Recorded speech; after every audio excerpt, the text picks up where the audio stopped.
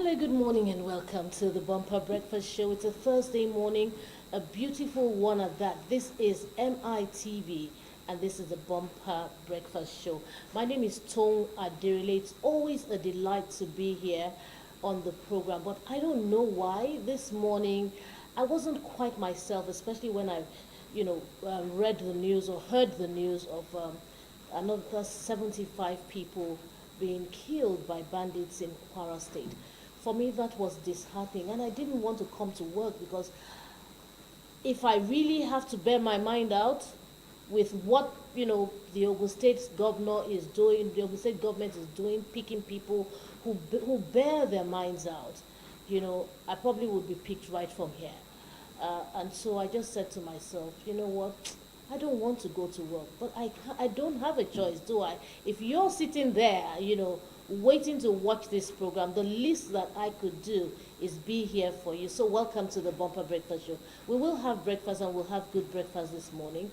Stanley Paul Ikao is around. Stanley, good morning. Tom, good morning. And when you said when you said what you said, I said, why did you take the words out of my mouth? That was really what I wanted to sign on with. Tom, good morning. Sometimes I just feel we can just come on this program and not talk on the negative things that happen in this country on a daily basis. The unending drama, and it's quite sad, appalling, disappointing that we keep washing our dirty linen in the public before the world. I don't know how to put it. If you, I don't know. I don't know. But I just hope that one day we'll wake up to a country that we'll be proud of. I'm still a proud Nigerian, but the situation surrounding the country at this precarious time, it's not something that gladdens the heart. Mm-hmm. And I dare say that every of our leaders, all, and I repeat, all, from religious to political leaders, traditional leaders, they've all failed this generation. And sadly, they're not even seeing it as though they've done anything wrong or they're doing anything wrong. Endless killing. When is it going to stop? When will the government understand that you can't rule or run an administration, an empty country? Because people are being killed, lives are being, abductions are being carried out, ransom are being paid, and at the end of the day, people are living without any glimpse of hope. You sleep in your house, you cannot sleep comfortably. Even in Lagos, there was a time some funny people sent WhatsApp messages to two schools here in Lagos. Now, that drew the attention of the Lagos state government, and like I said that day, if it happens to Lagos, then Nigeria is collapsed. That it's happening to other states does not mean it's not affecting the country, because for every resources that we have across different states of the federation, if the government and people cannot do business in that state, then it's one way or the other affecting the GDP. So each time we talk about the growth, each time we talk the growth of the country's economy, each time we talk about having foreign direct investors, it should not always be about Lagos. We are too particular about Lagos and Abuja. There are other states. We'll talk about the refineries and all whatnot. Do you know it's not only Dangote that has license to operate a refinery in this country? How come others have not seen reasons to delve into this business and allow Nigerians feel the dividend of democracy across board? You don't necessarily that Dangote is not the president does not mean that if the price of petrol comes down, it will not affect us positively as a people. So generally, I just hope that sometimes words fail me to describe the situation that is bedeviling this country at the moment. But then, it is what it is. We'll have to be here. We'll have to always be here to serve our viewers the best of information that they can always bank on. Good morning, Tony. Good morning, Stanley. Again, by the time we get the newspapers, we're going to see that almost all the stories on the front pages of newspapers it's about the killings in Kwara State. Killings, not just in Kwara State. And Katsina, it's about killings, across, across board, various states in Nigeria and stuff. It's so disheartening. Yeah. It's disheartening. Last night I was speaking with one of my very, very good friends. He shuttles Lagos and Benin. He does business in Edo State. And he was telling me, he said, "Tom, I almost got kidnapped." I said, "How?" You know, he said he was driving, so he was stuck in traffic in Ijebu-Ode because of the Shagam road we are doing. And these are the things we talk about. Yeah, sure. When we are repairing our roads, we don't have to put, people through untold hardship. We don't necessarily have to. There are ways and there are ways. Yeah. And if we don't know the ways, let's learn the ways. Sure. You know, so he was in traffic for about 6 hours in Shagam. So that made him run behind schedule. And then he was now driving around 7 or 8 o'clock at night, and there was this really bad spot towards Edo State. I don't know where, towards Benin or something.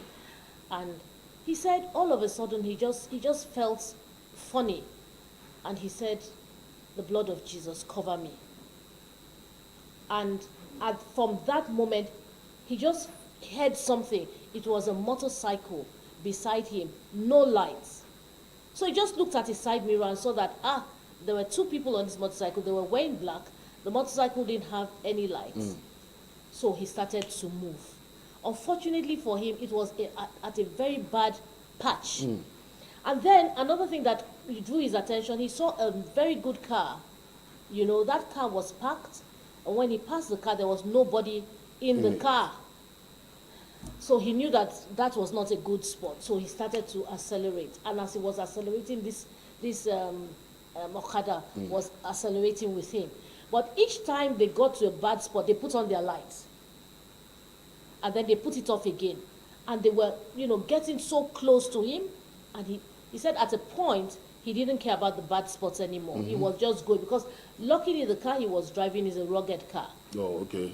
So he was just going in and out of until they lost him. They were so desperate to get him, to make him another victim.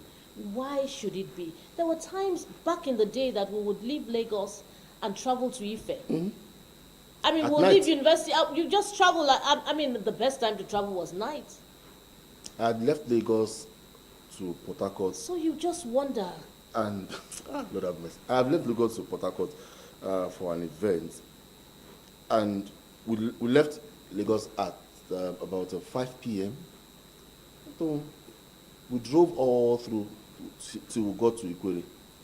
And it was a smooth ride. We didn't bother if we would, what's it called now? Run into bandits. If get kidnapped. I mean, those thoughts would never even come because there were no incidences of such things on the road.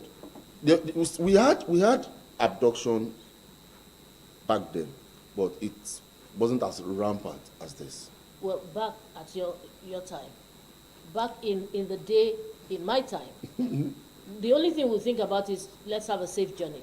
Let's not have an accident. That was what would be on anybody's mind back in the day. So may God see us through. May God see us through. All right, so it's no longer news that 75 people have been killed by terrorists in Kwara State. And so we're going to be looking at Tinubu deploying army battalion after terrorists kill 75 in Kwara State. And that's the updated version. And the story reads, President Bola Tinubu has ordered the immediate deployment of an army battalion to Kalama local government area in Kwara State following a deadly terrorist attack that claimed at least 75 lives.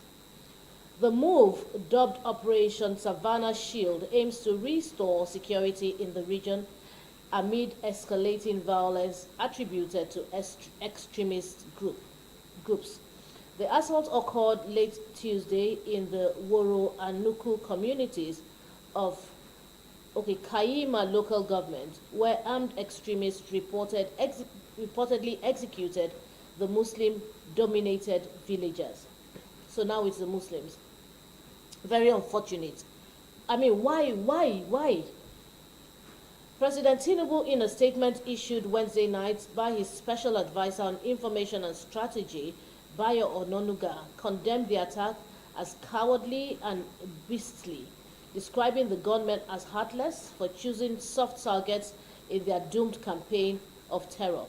Announcing the federal intervention and statement read, President Bola Tinubu has ordered the deployment of an army battalion to Kayama local government, Kwara State, where Boko Haram terrorists overnight killed hapless villagers in Woro. President Tinubu said the new military command will spearhead Operation Savannah Shield to checkmate the barbaric terrorists and protect defenseless communities. He expressed rage that the attackers killed community members who rejected the obnoxious attempt at indoctrination, choosing instead to practice Islam that is neither extreme nor violent. Tinubu also commended the villagers for resisting perverted Islamic teachings despite being Muslims.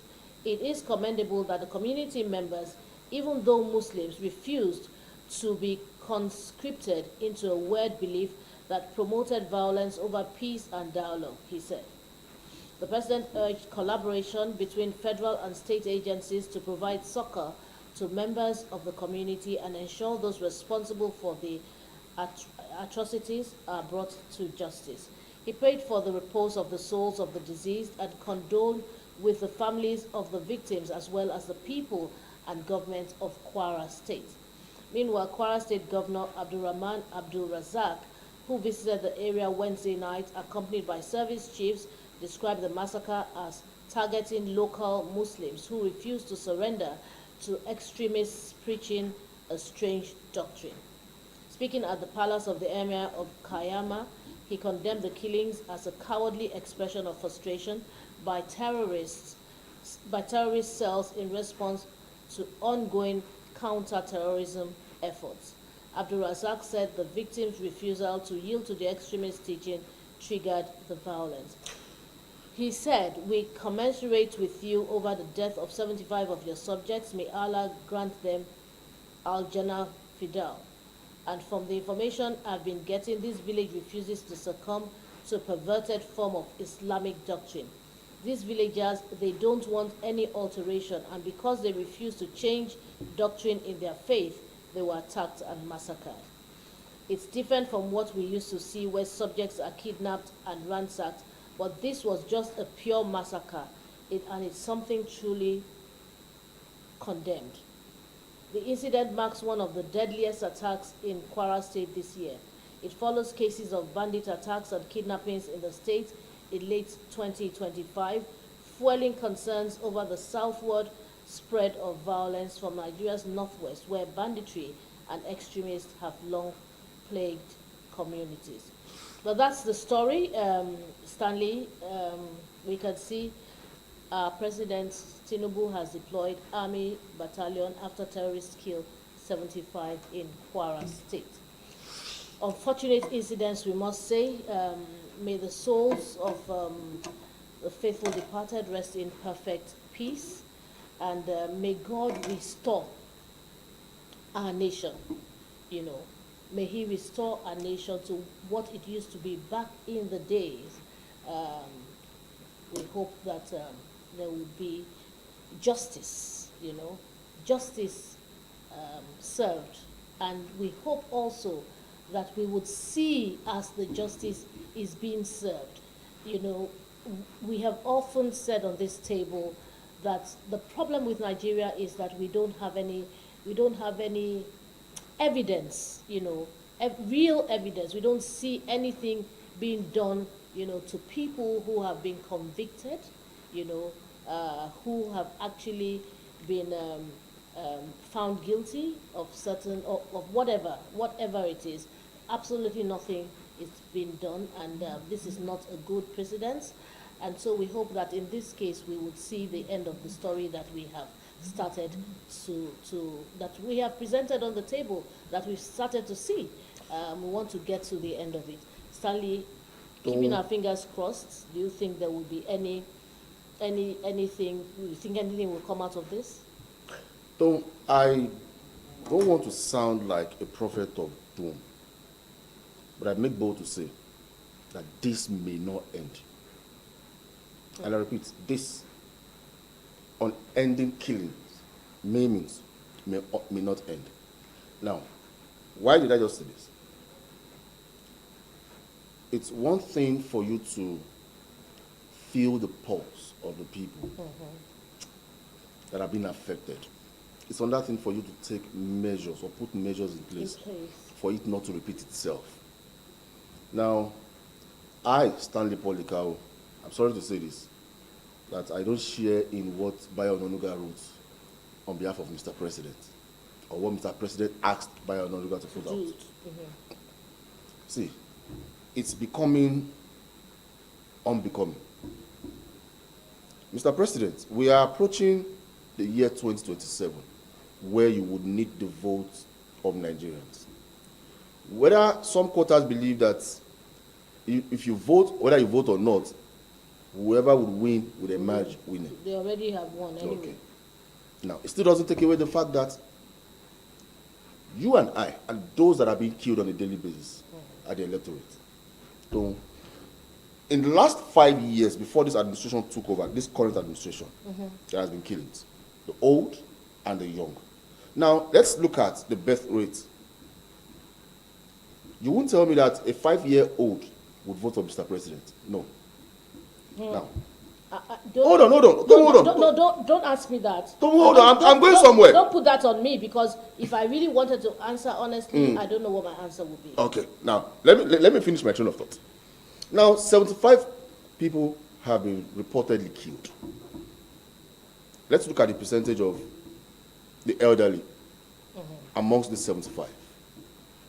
At least give or take, would have, like, say, 60%, right? Now, take out this 60% from those that would vote in 2027. That's minus. Let's take out the number of the young ones that have been killed over time in the last 2 years of this administration. I am not faulting this administration holistically, but let's face reality, because I am going somewhere. If, give or take, we've lost 3,000 lives in the last 5 years, right? 3,000 lives.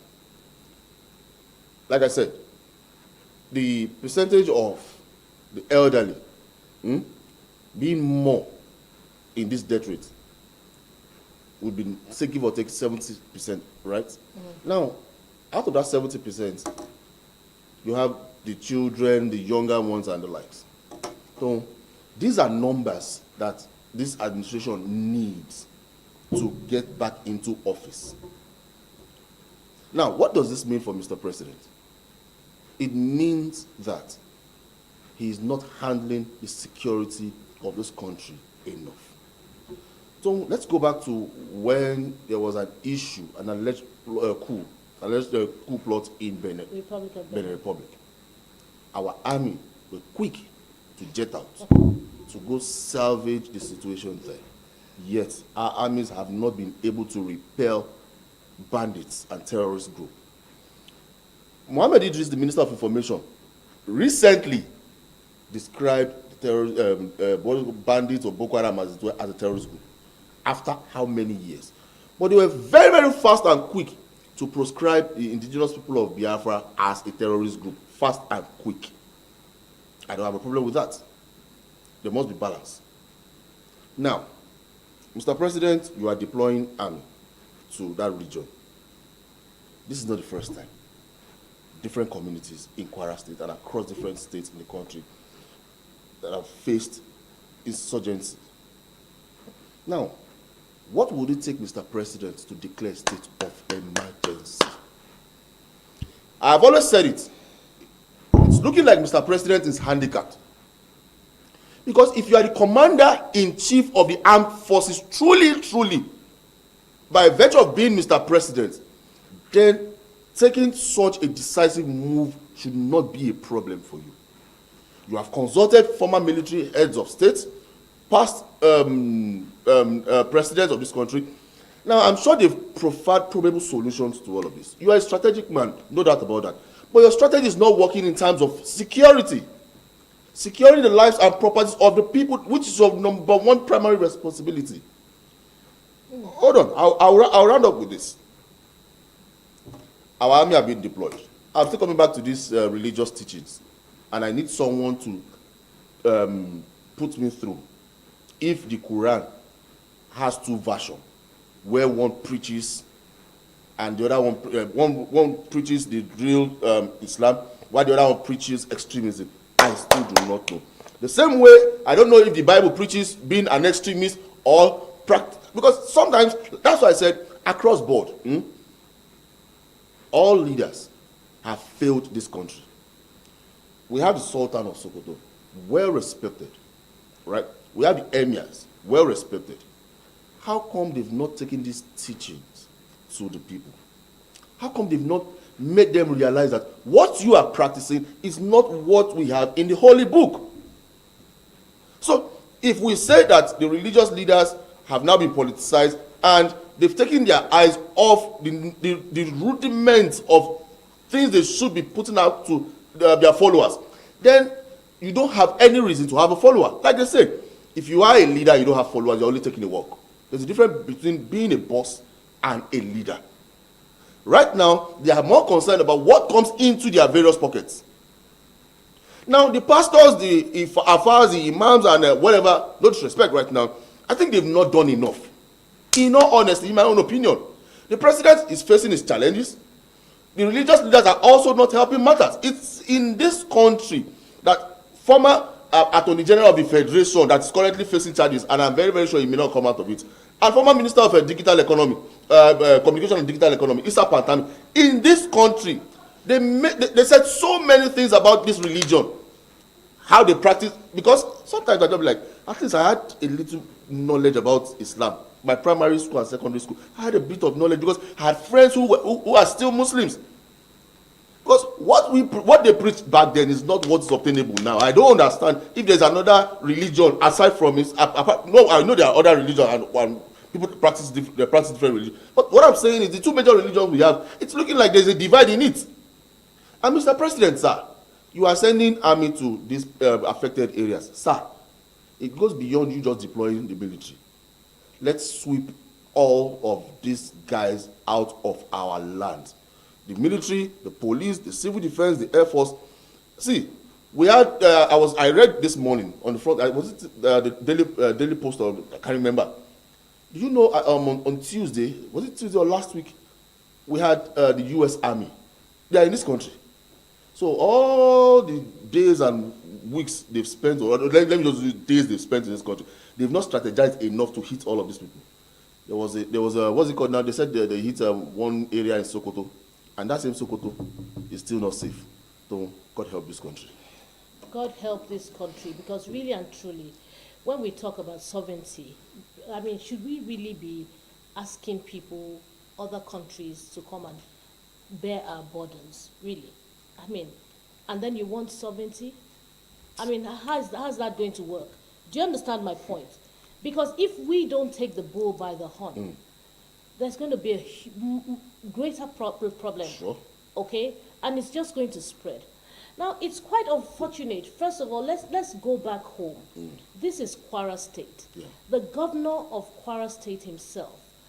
This is not the first time people are being killed in Kwara State. Sure. This is not the first time people are being abducted in Kwara State. Sure. It's unfortunate because right now he's not doing enough by my own standard. I would have expected that he would have swung into action. But the truth is, give it a couple of months more. Once it's time for elections, okay?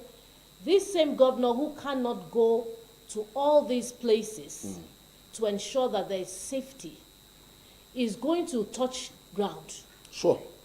He is going to touch ground when it's Grassroots time mobilization. to campaign. Grassroots mobilization. And he's going to expect that these people will give him their votes. Now, like you said, I'm coming back to what you said. I want to look at this, objectively, because this is not a good thing. When you need people, when you think you want to use them, you go in, you use them, and you dump them. But guess what? The truth is, it may not come now, but posterity will judge every one of us. And let's not forget that when we leave this world, we leave our seeds people of our kind, the ones that we have brought forth into this world, that have started another generation. And we pray that it will be well with them. But the question is how? How, when your hands are not clean, when you know the things to do and you're not doing them, and you expect manna to fall from heaven? It's not going to happen like that. Nigeria needs a total cleansing. Sure. I don't know how it's going to happen, and I'm not going to recommend on this table to anybody how to do it. But you said very clearly that the president is somebody who is very good at strategizing, and we accept that because I've said that so many times. He's a good strategist, but if this one strategy is failing him, I think he needs to go back to the drawing board, sit with the people who understand how to do this thing. Employ other strategists. Yes, But if I must say that the president lacks the know-how or the intelligence or the strategies to get rid of the insecurity in Nigeria, I doubt it. I doubt it. Then what then could be the problem? I doubt it. There's more to it than meets the eye. There's more to it than meets the eye, because honestly, the truth is, he actually knows what he's doing. But you think so? yes, he knows what he's doing. He knows what he's doing. If he knew what he's doing, like you just pointed, he knows what he's doing. He knows these things, but there's more to it than meets the eye. And honestly, there have been a lot of allegations that there's a lot of political undertone. Definitely.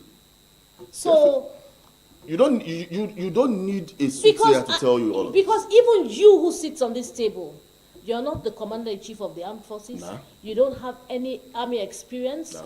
You don't have any experience of how to fight crime or terrorism, but we have the knowledge. Sure.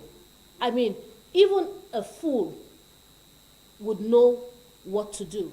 Yeah. But the question is, are we doing it and doing it right? Are we ensuring that these things are being done? Are we not trying to please certain people? Are we not trying to, not to get on certain people's wrong sides?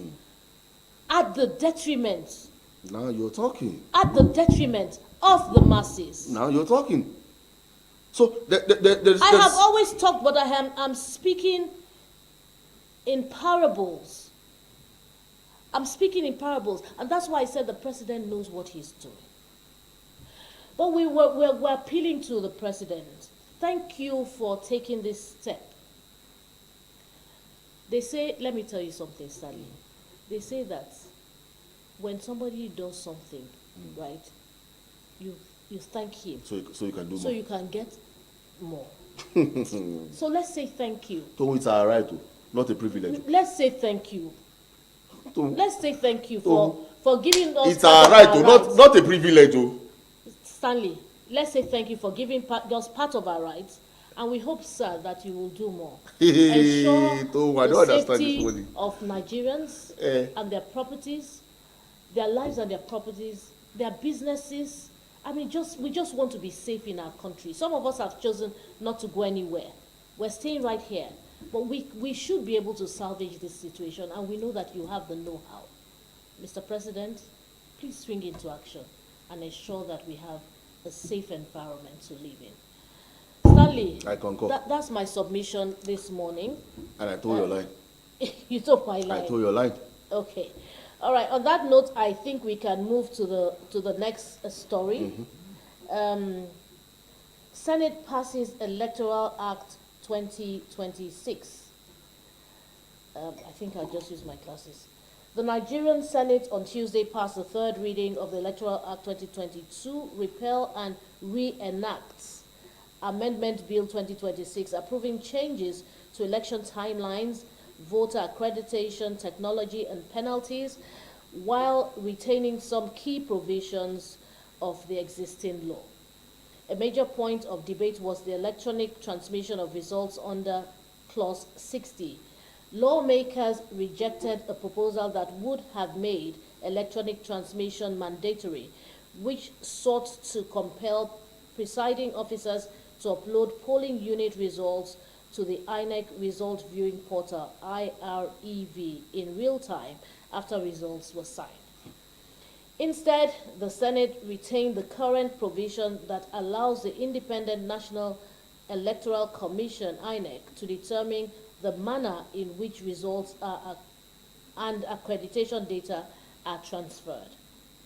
On voter identification, the accreditation under Clause 47, the Senate formally replaced the use of smart card readers with the bimodal voter accreditation system, BVAS. BVAS. However, BVAS. However, lawmakers rejected the introduction of electronically generated voter identification, insisting that the permanent voter card, PVC, remains the only valid means of identification at polling units.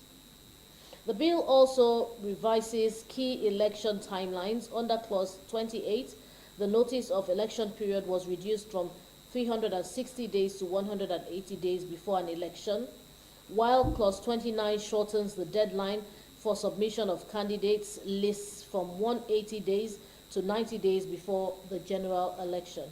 In addressing offenses related to PVCs under Clause 22, the Senate rejected a proposed 10-year jail term for buying or selling voter cards. Instead, it retained the existing 2-year imprisonment option and increased the fine from 2 million to 5 million naira.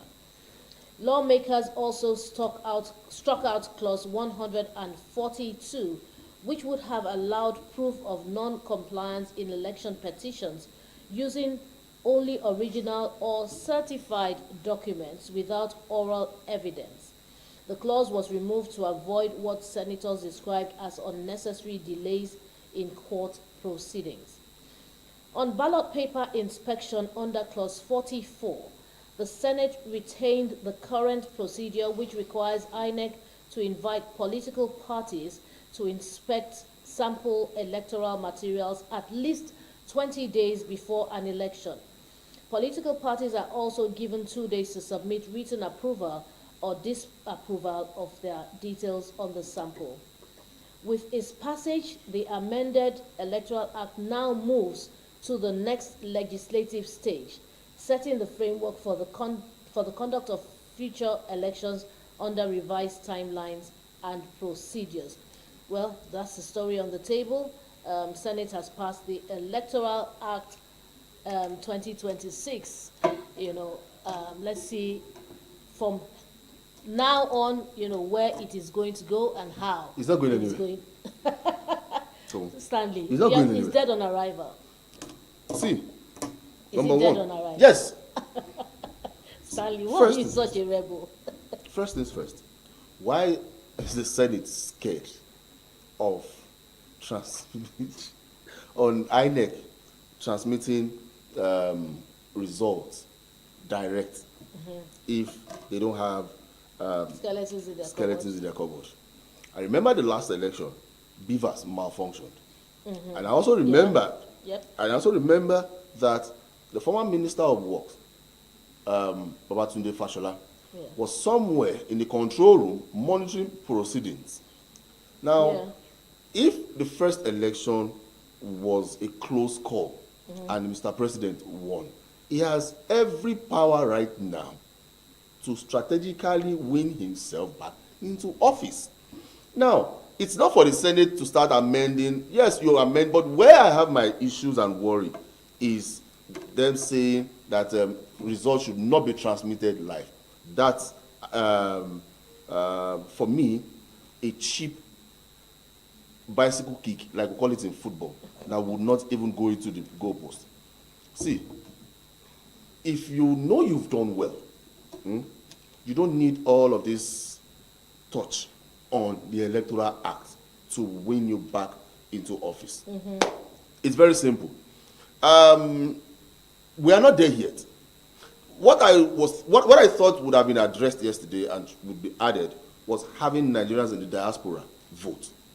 We've been campaigning for this. There is no Nigerian that's more Nigerian than the Nigerian people themselves. Yeah. Now, if Nigerians in the diaspora have shown interest in voting for their favorite candidate, then I see no reason why they shouldn't be allowed to vote.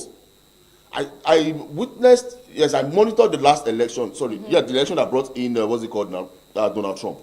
It was a seamless process. You go, you get all your stuff, then you go there, you cast your vote, and you leave. You can even start voting a couple of weeks before the actual election. All of this whole strategy, okay, let's use IREV, let's use, what's it called now, beavers and all whatnot, was proposed by the last, what's it called now, INEC chairman, Mahmoud Yakub. Yeah. All of a sudden, Amukbito wants to do something new, and the Senate, and remember he said something, that all of these issues with the Electoral Act and whatever may delay voters registration and election, and of course, registration of parties. So, if the Senate are smart enough, if they consider that, okay, let's put everything on ground, okay, let's allow, I'm trying to look for the word right now, it just failed me. But what I'm saying in essence is this: the Electoral Act has been there.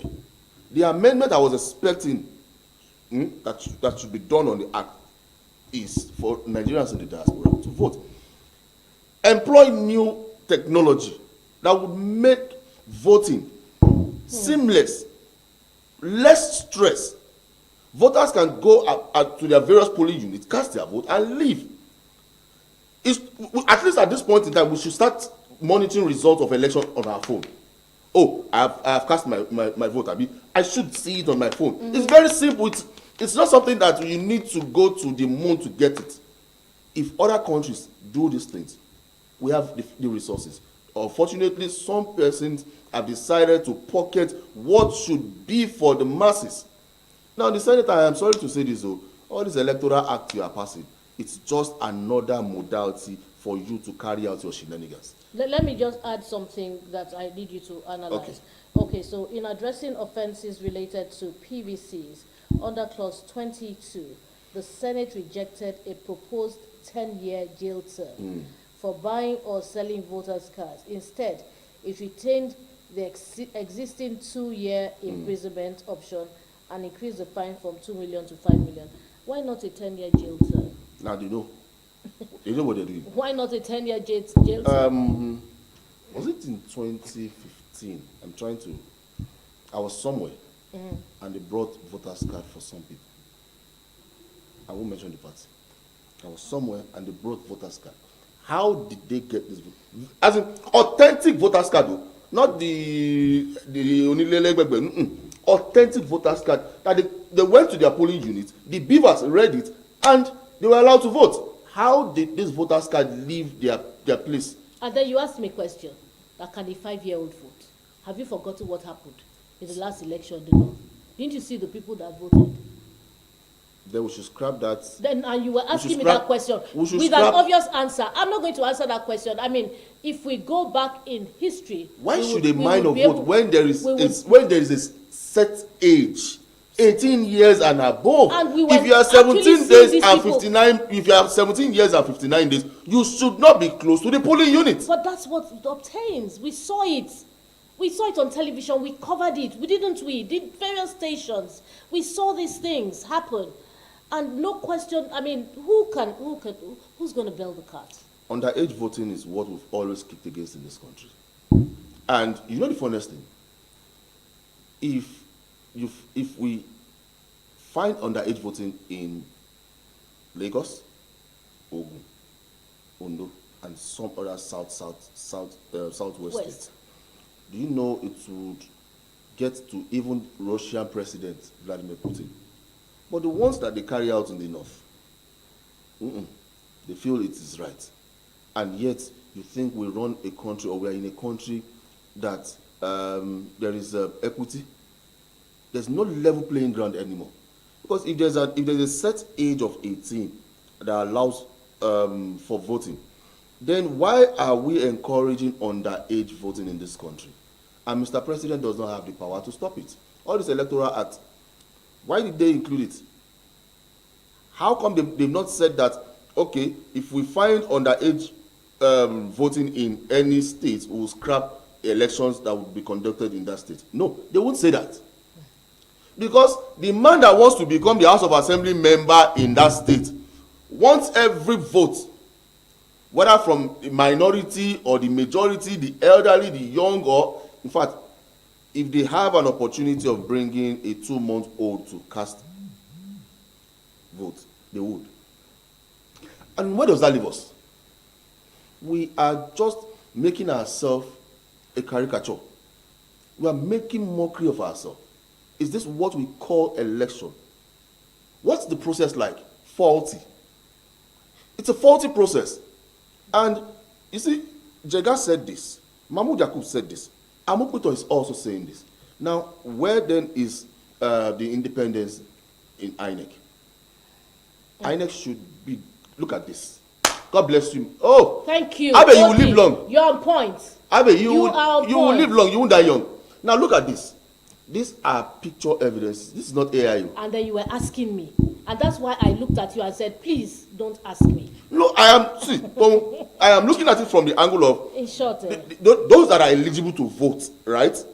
As against all the ideal. Yes, the ideal. You understand? Yeah. I'm looking at those that are eligible to vote as against this minor. This embarrassment. God bless Nigeria, Mr. Senate President, sir. If you want to be remembered for good, please pass the right law. I'll leave it at that. So thank you very much. Well, you know, when I sing the national anthem, especially the second verse, I'm always moved to tears. It says, "O God of all creation, grant this our one request. Help us to build a nation where no man is oppressed." Definitely. When we speak as journalists and we bring to the fore the ills of society, the concerns of the masses, you know, the achievements of government, you know, the non-achievements, the things that they've turned a blind eye to, the thing, you know, all sorts of, all manner of things that we discuss. We do it because it is our job to do, and we do it because we have a passion for the job. But when we look at the kind of oppression, even in a democracy, that not only journalists face, innocent citizens face this on a daily basis, it is depressing and it is saddening. And each time I remember the man who recorded the roads in Ogun State and was picked up by the DSS, it saddens me so much. It saddens me so much. And when we talk about, there's something you talked about now, and I looked at it and I said, this is total oppression. Total oppression. In the southwest states, there are certain things that we can not do and get away with. And in the northern states, there's so much that they can do and get away with. Why is there no equity, just as you said? Because those that gave us our sovereignty and our freedom didn't look at what would affect other regions positively. They looked at, okay, these people will be loyal to us, and let's hand them power. And that's why, to date, they see themselves as being born to rule. They see themselves as being the controller of this country's resources. And that's the reason why we've always said, perhaps we need to go back to regional government, where what's it called now? Resources will be controlled by the region. Will be made and controlled. You understand? Then, whatever proceeds they get, you send it to the. You see, this problem of federal allocation is a major problem we have in this country. Because governors are now becoming lazy. What's the IGR of Delta State now? Do you know in River State, when Nyesom Wike was governor, he destroyed like over 50 modular refineries. He called them illegal modular refineries. Now, how many did he put in place before he left office? How many did he put in place? We'll get there because we'll still talk about the NNPC issue. So there are so many problems that are, in fact, the peculiarity alone would make you want to drop to tears each time you talk about what we face on a daily basis in this country. Now, how do we solve all of this? First, yes, we have the people's problem, no doubt about that. But the major problem comes from our leaders. Set things right. Let there be policies that would affect positively lives of the citizenry. Then, if you find anybody defaulting, apprehend the person, and it will be justified. But then you've not done the needful, and you expect the people to carry out magic. It's not done anywhere. It's not done anywhere. Now, it's only in this country where you don't have freedom of expression anymore. They can even tell you that in your house you can't sleep. It's so, that is so scary. That is so scary. Why is there no freedom of expression, really? I'll give an example. Joe Ajaero, the president of NLC, was in Lagos. He called journalists. I was somewhere. I had to leave. Samson is my witness. We got there. Do you know, they said they were having one funny meeting and they left journalists outside. You were having, you needed to have your ESCO meeting, fine and good, no doubt about that. Nobody came to address journalists. And I stood up. The chairman of, what's it called now, Labour Writers Association of Nigeria looked at me and said, Stanley, Kilo Day. I said, there you go. This is absurd. You don't take people for granted. If we don't put out this information, the world would not know who even the NLC president is. You don't keep people outside thinking because you are the NLC president, you have all the power to do anything. And I told him, see, as far as I'm concerned, I'm out of this place. They were like, take it easy. Do you know, close to like 10 journalists left that place. And I stood up and told him, I told one of their escorts, okay, you are not feeding me. I came here to do my job. And my job is to get information and disseminate to the general public. You don't keep, for 4 hours we were seated outside. 4 hours, 4 solid hours. Joe Ajaero and his people were inside discussing what I don't even understand. And at the end of the day, what has all that meeting, what has it yielded? All the meetings they had that day, and all the deliberations and discussion, what's the outcome? One prayer that I always say is that, God, no matter the level you take me to, let me always remember that I am a human being. I am not a demigod or a semigod, and that I must have feelings for people around me. No matter the position that I am in, I will always reach out to people around me. That's the only thing that will make me thrive. And I pray to God, to grant my requests. It is funny when people are not in power. We discussed this about 2 weeks ago. The song they sing is completely different. Sure. But just give them a step to get close to the corridors of power. It's a completely different ballgame. Sure. You'd see a 360-degree turn. Turn around. And that's unfortunate. I don't know why people cannot manage power. They say power corrupts. And absolute power absolute corrupts. Absolutely. So, but there's so much impunity with going on. Going on. I know there's so much. But God will help us. God has helped. You see that. I hadn't landed. Okay, land. I said God will help us if we help ourselves. You see, and I'm not just talking about we, the masses, or the people, the citizens. Our leaders also have a lot to do. We, the followers, have a lot to do as well. Yeah. We cannot sit on the table and say, oh, government has not done, government is bad. No. Not at all. There's so much even this administration has done. We may not be feeling the effect right away or immediately. It will take some time, okay? But they say the reward for hard work is more work. And we're expecting that so much is done in very short a time. Mr. President, our demands and our requests are not out of the ordinary.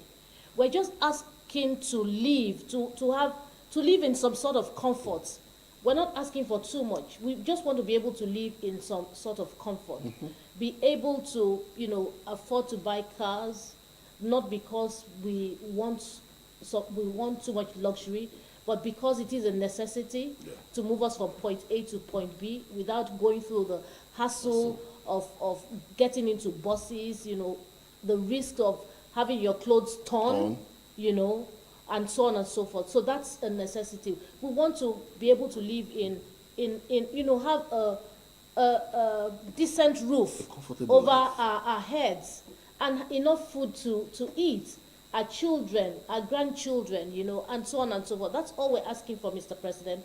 And I know that, it's not too much. So we expect that, and, we want to be safe in our country. Definitely. We want to be driving on the, thing. yes, we want to be driving on the roads and be safe. We want to be in our houses, be safe, in our offices and be safe. It's not too much we're asking.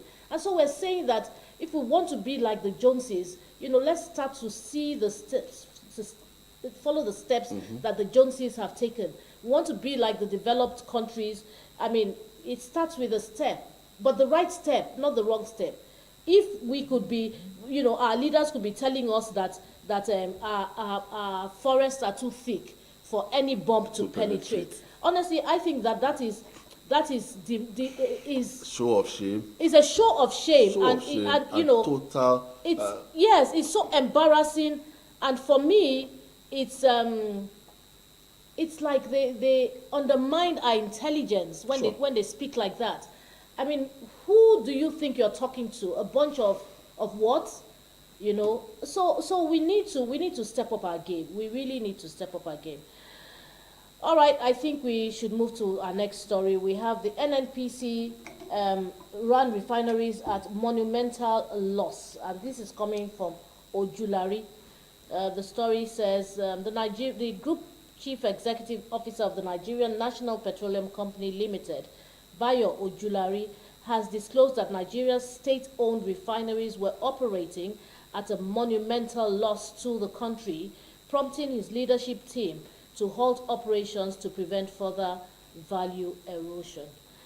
Ojulari disclosed this on Wednesday in Abuja during a fireside chat titled Securing Nigeria's Energy Future at the Nigeria International Energy Summit 2026, where he offered rare insight into the commercial and operational realities confronting NNPC's refining assets.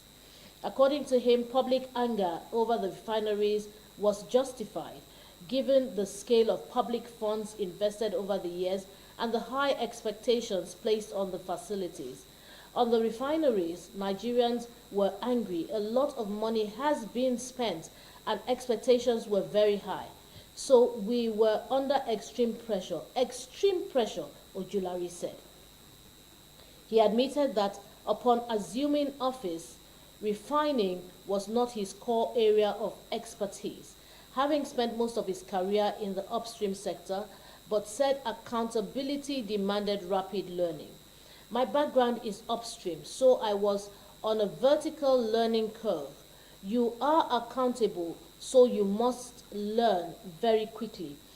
Otherwise, there is no escape, he said. Ojulari explained that once his management team began a detailed review of refinery operations, the financial reality became immediately clear. The first thing that became clear, and I want to say this very clearly, is that we were running at a monumental loss to Nigeria. We were just wasting money. I can say that confidently now, he said.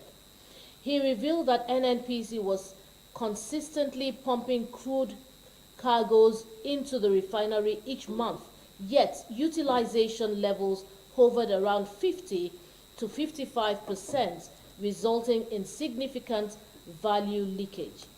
We were spending a lot of money on operations, a lot of money on contractors, but when you look at the net, we were just leaking away value, Ojulari said. More troubling, he noted, was the absence of any credible plan to turn the losses around.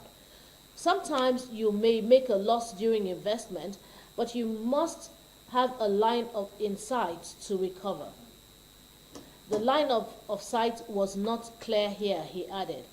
As a result, Ojulari said the first major decision of his administration was to halt refinery operations to prevent further losses and allow a rapid reassessment.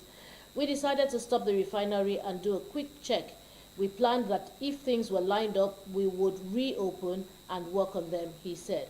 He disclosed that part of the value destruction stemmed from the quality of products being produced, citing the Port Harcourt refinery as an example. The crude we are taking to Port Harcourt was produced mid-grade. The crude we were taking into Port Harcourt was producing mid-grade products. When you aggregate their value compared to what you put in, it was a waste, he said. Ojulari acknowledged that the decision to halt operations was politically sensitive, noting that NNPC had historical running to ensure fuel supply continued. There were political pressures to keep the refinery product, loss of pressure. But when you have been trained for over 35 years to focus on commerciality and profitability, you can't sleep with that, he said. Well, it's a long story. The point is that there is a monumental loss at the NNPC refineries, and Ojulari has said, let us stop. Let's do a reassessment. Let's see how we can, restructure, everything that we've been doing so that we don't run at a loss anymore. I mean, what's your take on this? That word.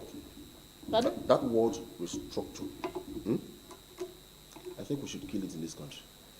You know why? Why? God bless you. We've been restructuring, we've been planning to restructure, and nothing has been restructured. It's a word that they use, and I call that word a scam word. So, I didn't want to delve deeply into this discussion before we got into it, but right now we are there. So much has been expended to have our refineries come back to life. The Port Harcourt refinery, they did us an abracadabra. Said it was going to start production. In fact, they said they lifted. Yes, of course. They said they lifted refined petrol from the Port Harcourt refinery. That's the information we're given. No, we even saw footages now. Yes. Now, afterwards, what happened? The refinery went into extinction again. There is a Delta refinery. So there is what's it called now? The Kaduna refinery. The Minister of Petroleum is the president. Successive administration, it's been like that. How come this president didn't deem it fit to say, let each state have modular refineries? Do you know that Dangote is not the only one that is licensed to have a refinery? How come those who have licenses to run refineries have not done? It's a risk. If it works, fine. That's why you need the backing of the government. You first take the step, bail the cat, then have the government support you. If our refineries that should be monitored by the NNPC is not working optimally, then close it. Let's go into modular refineries. Let each state, for example, now there is they discovered oil in, I think, Ondo and Ogun states. Beautiful, brilliant. Dr. Abiodun, you have decided that nobody should speak again. You have decided that you want to silence everybody. Abi, get to work. Exactly. Get to work. It's as simple as that. I mean, once you get to work, nobody is going to be saying anything. You are being criticized because you are not doing anything. You are being party. Civil servants under you criticize you on a daily basis. Let's not even talk about the external bodies that criticizes you every day. Your own civil servants that are working under you, they criticize you. You are always partying. Each time they say there is a party, it looks like they give Dr. Abiodun like a free card for me. Now, you were elected into office. The people are not feeling your impact. The NNPC is complaining, lamenting that they ran at monumental loss, right? You didn't disclose the figure. That's another thing. Ojulari didn't disclose the figure. If you had disclosed the figure I am sure this country would have been divided into two. I'm telling you. Now, what do we need to do to salvage this situation? Wike destroyed illegal modular refineries because he said they were illegal, right? How many legal ones did he erect? That's number one.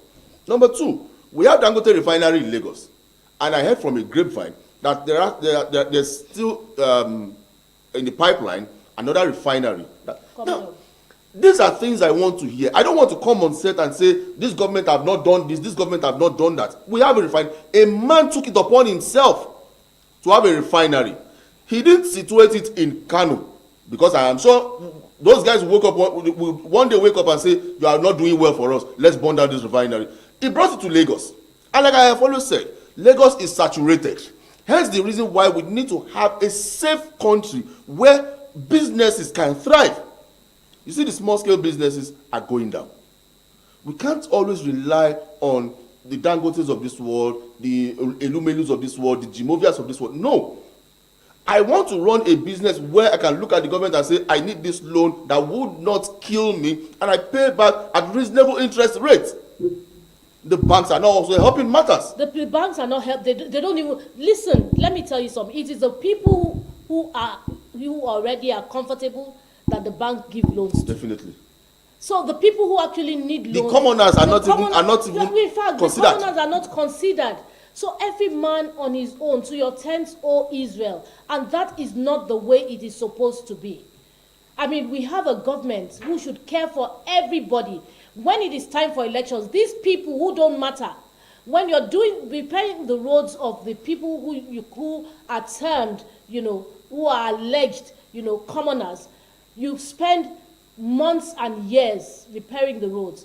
But go to Ikoyi, for example, when they're repairing the Osborne Road, when they're repairing the Kingsway Road, when they're doing repairs in Ikoyi axis, they're on the watch. Definitely. The watch never stops. Because you don't know the influential person that will pass. That's not supposed to be the case. Unfortunately, we're all citizens of this country, and we all should have equal rights. This is oppression of the downtrodden, because these people are already down. Why do you want to put them in the ground? Ojulari said something about him being in the upstream. Yeah, but he had to learn very fast. There are sensitive positions, you don't put people like that. Stanley, we've often said it on this table, when you put square pegs in round holes. So, no disrespect to the people out there. No, the people out there. I can't go outside and randomly pick a person and say, because you know how to speak good English, you go to newspaper stand and you analyze, and I bring the person here and say, come sit and analyze on TV. You must have a background knowledge about what TV broadcasting is all about. You understand? Yes, you are good at it. You are in the upstream sector. Fine and good. You should have an idea. No doubt about that. His colleague, what's he called now? Musa Kida. Someone I respect so much in the basketball is because he's the president of the Nigerian Basketball Federation. That one self has its issues, because I remember when they came to me, Stanley Polikau, Eddie Achibong is my witness. They came to us and said the former president of the NBBF should not run a third term. This man is looking at a third term because he has all the money to flaunt. He also owns, I think, an oil. What's it called now? It's oil block. Musa Kida is well connected when it comes to the oil industry. But then, Ojulari and Musa Kida, in the last it's 2 years now, Mr. President, the last 1 year or thereabouts, that Mele Kyari left office. What has been his achievement? It's always lamentation. We didn't do this. What have you done right? What have you done to correct all these abnormalities? And at this point in time, it goes beyond you just coming to say, this person did this, that person did that. What have you done to fix all the wrongs? Like I said earlier on, he didn't put figures to it. But is this saying that under his watch, the NNPC has recorded growth? The NNPC now monitors Dangote. If he reduces his pump price, the NNPC quickly reduces.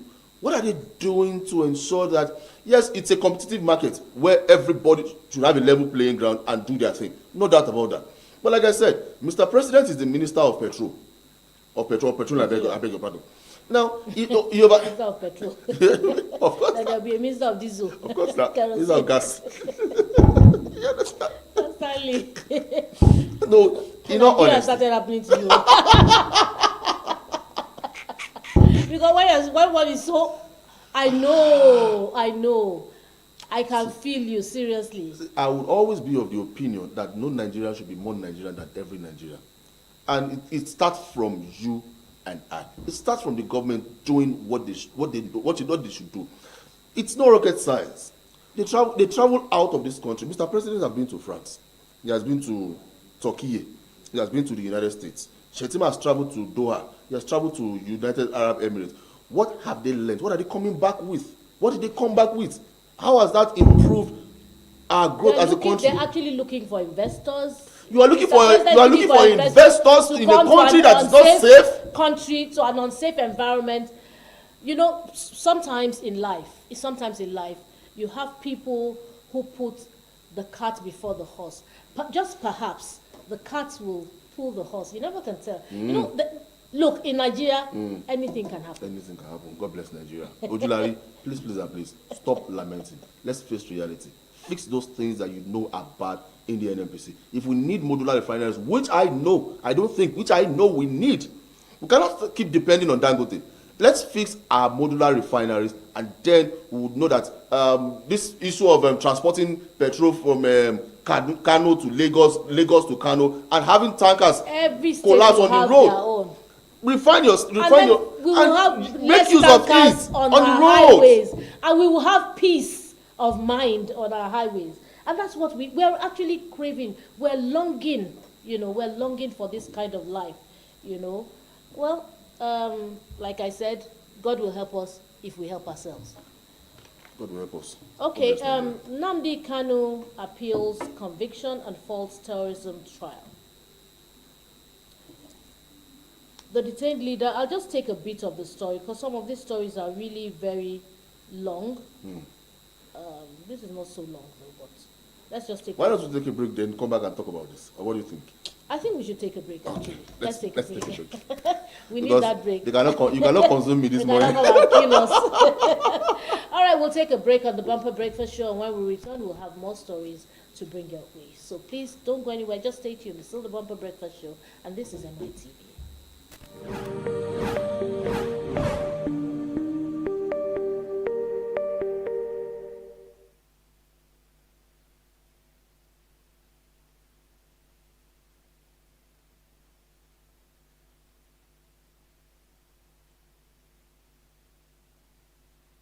We're kicking your year off in all her glory with more because we've got you. You know that I got it. I get it. We got kicks, we got scores, we got action, we got roars. It's my specialty. We got drama, we got fun. Crazy. We got more for everyone. You Bingo. know that I got it. Come get it. Come get with us and stick with us too. And boom, there's an upgrade on us just for you. We got you. More channels, more shows, more reasons to stay. Perfect. For the fam, for the crew, more for you every day. Yes, we've got more of everything you need to start your year with extra joy. Thank you. DSTV, we've got you all the way. You know that I got it.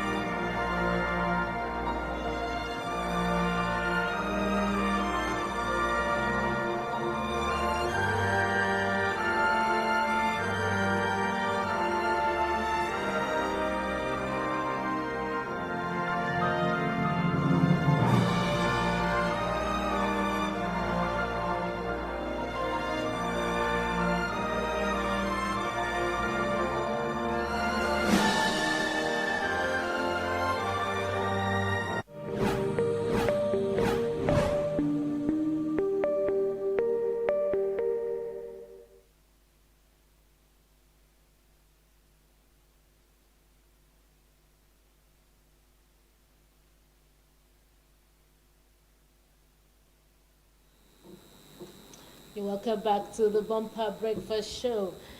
Oh well, Lagos State, we see is really working. We've said that on the table times without number, but doesn't mean that when we see some, colorful, some, we will not criticize. But anything we talk about on this table, Yeah. we're doing constructively. It's constructive criticism, Sure. and we hope and we pray that some people will listen and take it in such faith and move into action, swing into action. into action. Lagos State is really doing well. Last month impounds 27 commercial buses for grave violations of loading regulations and persistent non-compliance with road safety standards across Lagos road network. And the story is the Lagos State Traffic Management Authority, LASMA, has commenced a far-reaching statewide enforcement initiative aimed at curbing the pervasive and hazardous practice of vehicular overloading as part of its sustained commitment to enhancing road safety and enforcing uncompromising compliance with extant traffic regulations across Lagos State. During an early morning coordinated enforcement exercise conducted after repeated warnings issued through multiple public sensitization platforms, the agency impounded 27 commercial and private vehicles found to be in flagrant breach of prescribed loading limits and established safety standards.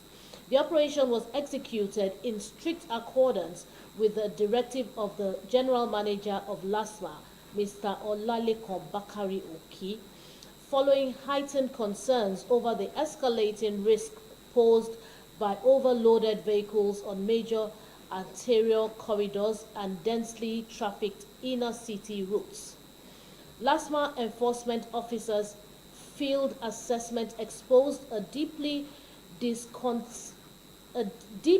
disconcerting pattern wherein motorists, particularly operators of commercial vehicles, indiscriminately burden their vehicles with assorted goods, including bulky items and perishable commodities stored indiscriminately within luggage compartments and precariously mounted atop vehicle roofs. Such unsafe practices grossly obstruct rearward visibility, destabilize vehicular balance, and critically impair a driver's situational awareness of approaching traffic, especially during overtaking maneuvers, thereby substantially increasing the probability of avoidable road traffic collisions. The General Manager of LASMA emphasized that vehicular overloading constitutes a serious contravention of state's traffic laws, posing grave dangers not only to the occupants of the offending vehicles but also to other road users. Describing the scenario as an unsightly and perilous spectacle, he decried the rampant overloading of commercial buses, private cars, and even articulated vehicles with goods and scrap metals in blatant disregard for public safety. He reaffirmed the agency's zero-tolerance stance against all traffic infractions that imperil lives and property, warning that enforcement actions against defaulters will remain sustained, intensified, and unequivocally uncompromising. LASMA therefore urges all motorists to adhere strictly to stipulated loading capacities, maintain unobstructed visibility at all times, and prioritize roadworthiness and safety in their daily operations. The agency remains resolute in the execution of its statutory mandates to enforce traffic laws professionally, equitably, and without prejudice in furtherance of the Lagos State government's unwavering commitment to a safe, orderly, and efficient transport system across the state. Members of the general public, particularly motorists, are hereby urged to promptly report any commercial or private vehicle found to be in violation of prescribed loading limits via the LASMA toll-free hotlines, and that is 0800 27826 to enable swift enforcement and immediate corrective action. Now, this press statement or press release came in from Adiba Taufik. He's the Director of Public Affairs and Enlightenment Department of LASMA. Well done to Lagos State. Lagos is working. Some other states are working. Hopefully, the state I reside in, will start to work. Stanley, what do you think? Why are you laughing? What do I think about your state? I just read a story. It's not my fault. It's your governor that is making me laugh like this. Who is your governor? The governor of your state now. If he was a working governor, would I be laughing like this? I beg, leave that your party governor. Well, I think well, God will see you through, all of you. But the truth is, it's a good step in the right direction. We'll see some of these motorists drive like they don't value the lives and the life of the people or passengers they carry. Not just and even other road users. Yeah, you understand. Just this morning I was coming to the office. That interchange between K2 and this bridge, bridge. I saw what's it called now? 2 LASMA officers. They apprehended one boss, and I don't know what his offense was, but I just knew that he must have done something wrong. Perhaps it's an offense he committed before today.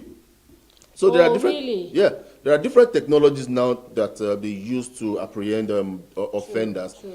And I just hope that this would continue.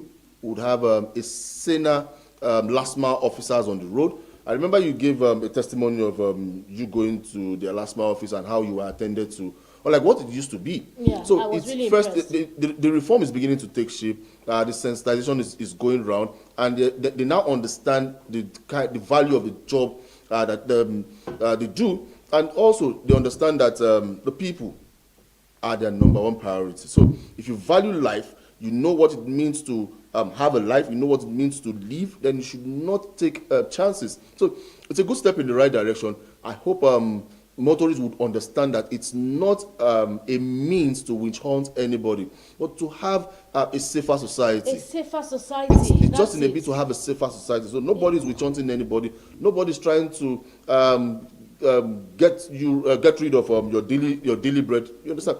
But let's have at least a society that you and I can be proud of. Lagos may not be that best city that you want to talk about, but then it's a city everybody wants to live in. As much as it's expensive to live, but nobody wants a city where you can't be sure of, because you consider the roads. Every now and then we talk about traffic. Sometimes it's as a result of this motorists just blocking the highway. You understand? So I just hope that this will continue, and a good step in the right direction for me. Yeah, kudos to everyone in charge, you know, because I know it's not a one man's job At all. You know, one man can take the glory, one man can take the praises, but you know, it has to be collaboration. Yeah. You know, so for everyone who has had a hand in this, you know, it's a step in the right direction. We want to see more of this. We want to see a working Lagos. You know, I've always said I wasn't really a fan of the Lagos State governor at some point, you know, but honestly, the man is working, and I keep saying I will doff my hat for him. You know, because listen, if the leader is not working, then the other people working under him wouldn't do anything. Because if he's sleeping, they will sleep too. But because he's on his toes, you know, everybody has to be productive. And you know, when you set targets for people, you know, for people who work with you, you know, they want to meet their targets, because they know that if they don't meet their targets, there's going to be trouble. So yeah, kudos There's performance appraiser. And yes. There are things that comes with performance appraiser. Precisely. So everybody wants to be up and running. Yeah. And please ensure you don't violate what's it called now? The traffic laws. Because you find buses and even cars overloading. Yes, and I'm happy that they're starting, especially with the public buses, because they're the ones that violate, and sometimes they do it in front of LASMA officers, and I see money exchange hands right in front of, nobody even cares anymore. So the sooner we start to sanitize, the system, the better it will be. Because when the buses violate, nothing happens to them. But when the private cars violate, then there's a big problem, and they make a mountain out of a molehill. And in my mind, I'm like, why don't these people have any shame? And that's why when I went to the LASMA office and I saw that kind of reception, I saw a LASMA that was upright and forthright and working. I was in shock. You were forced to juxtapose the one you saw at the office and see, the ones on the road. On the roads, because I couldn't just put it together. Two different lines. Parallel lines. So and they were telling me that they trained these people, but some of them just they're always bad eggs anyway. Of course. So yeah, we want more of this. We need the system to be sanitized so that some people like us who want to drive can drive in safety. And of course, if we look at ensuring the hoodlums are off the roads as well, that would help us a lot. So I will keep praising them. Yeah. If you do the right thing. Oh yes, but if you don't do the right thing on this same table that we've sung your praise, honestly, we'll have to. We'll bring out the cake. That's the way it is. That's our job. I know in person, like they say in Yoruba Palace. That's our job. So much for the LASMA. Let's move to Nnamdi Kalu. He's appealing. He says Nnamdi Kalu appeals conviction and false terrorism trial. And we're going to take that before the break. Yeah. Yes.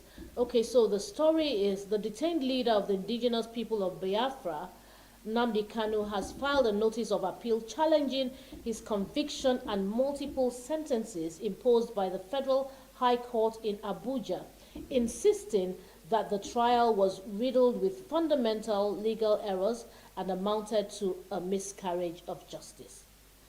In the notice of appeal dated February 4th, 2026, Kanu said he was appealing against his conviction and sentences on 7 counts, including terrorism-related offenses, for which he received 5 life sentences and additional prison terms after being found guilty on November 20th of 2025. I, Nnamdi Kanu, the appellant, having been convicted and sentenced, do hereby give notice of appeal against my conviction, the document said. Kanu was convicted for offenses including committing an act preparatory to or in furtherance of an act of terrorism, making a broadcast with intent to intimidate the population, and being the leader and member of the indigenous people of Biafra, IPOB, a proscribed organization in Nigeria, among others. Justice James Omotosho of the Federal High Court, Abuja, delivered the judgment on November 20th, 2025, sentencing Kanu to 5 life terms for terrorism-related offenses, 20 years imprisonment for being the leader of the proscribed IPOB, and 5 years imprisonment with no option of fine for importing a radio transmitter without a license. In his grounds of appeal, the IPOB leader accused the trial court of failing to resolve what he described as a foundational disruption of the original trial process following the 2017 military operation at his Afara Oku residence. The learned trial judge erred in law by failing to resolve the procedural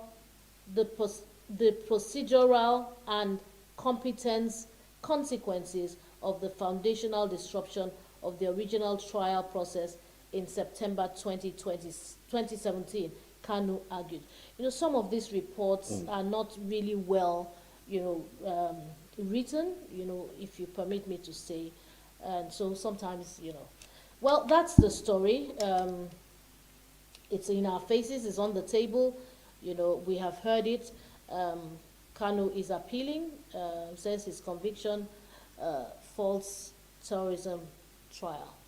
In your opinion, do you agree with this? Well, what he should have done before he was sentenced is what he's doing now. It's what he's doing now. He became too arrogant.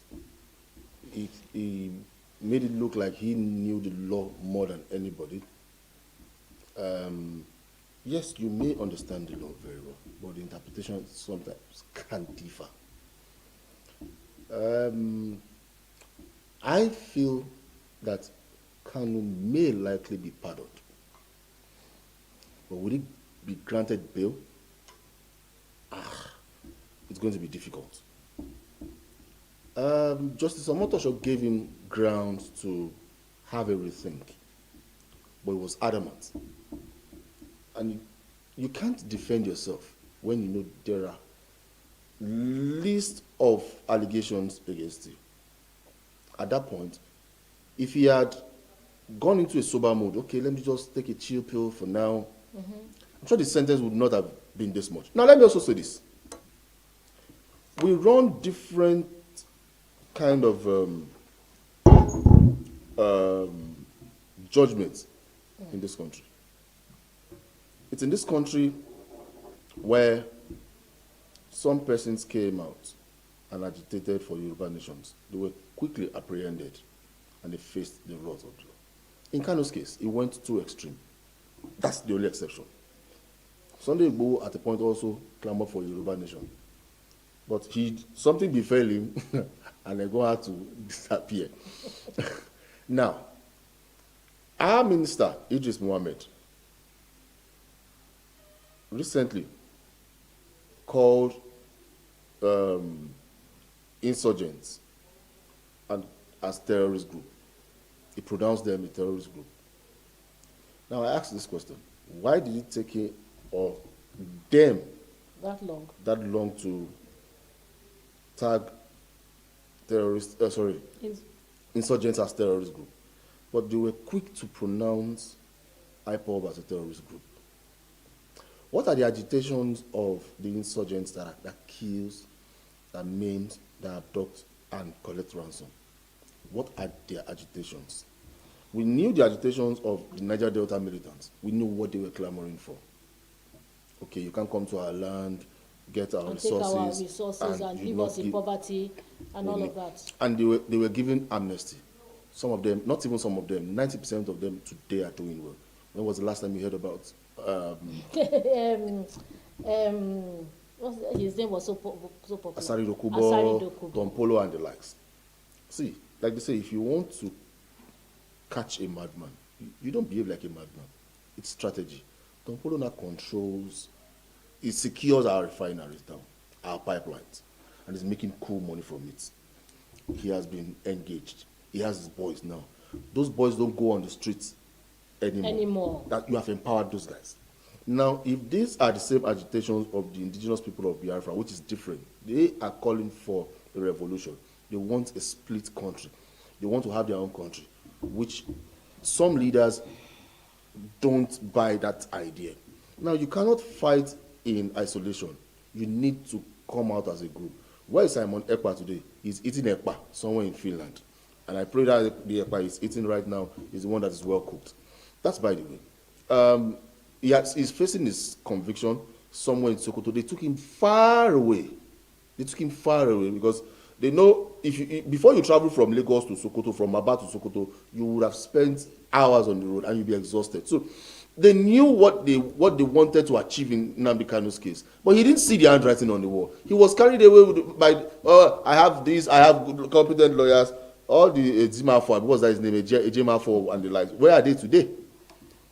So I just pray, I plead that he gets a fair hearing. Justice will be tempered with leniency. Justice has been served. I also hope he will be tempered some level of leniency. I hope he has learned his lessons. But in my own opinion, Kanu should just stay there for a while now. Because if they release him this early, it would raise eyebrow. I submit. Okay. Thank you for your submission. The clause is, I hope he has learned a lesson. It's not easy to just secede like that. Sure. And it's not easy to agitate for secession. Yeah. It's not easy because it's a lot. We're talking about insurgency. We're talking about terrorists. The number of lives that have been lost in all of those will be nothing compared to the number of lives that will be lost in trying to secede. Yeah. It's going to, people will die. Sure. A lot of people will die. So he has to be careful and I hope that, you know, he has a rethink. There's absolutely nothing wrong in coming up with whatever idea. Yeah. But it is how you lay it on the table, it's Sure. how you execute the idea.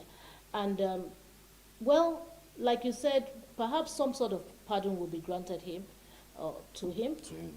Well, we're hoping that if that happens, he would be lie low. Yeah. You know, he would lie low.